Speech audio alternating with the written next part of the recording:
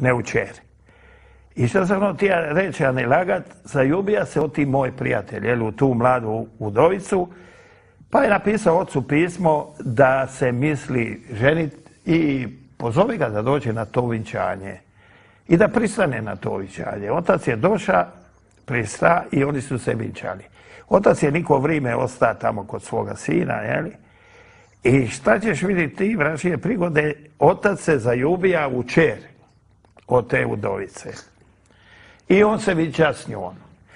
Poslije godinu dan sretne ti ja ovoga moga prijatelja i on mi govori da mu se rodija sin, a usput mi je rekao da mu je i ocu se rodija sin.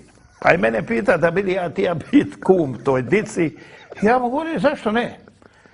Ja sam toj dici bija kum i kad smo sedili na jednu lijepu večeru, razumite, počeli smo mi govoriti ko je kome sada šta u rodu od njih.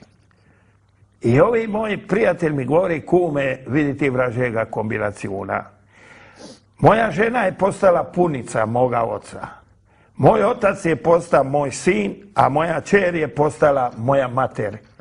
Moja mater, čer moje žene ima sina, a u isto vrijeme i brata jer je sin moga oca.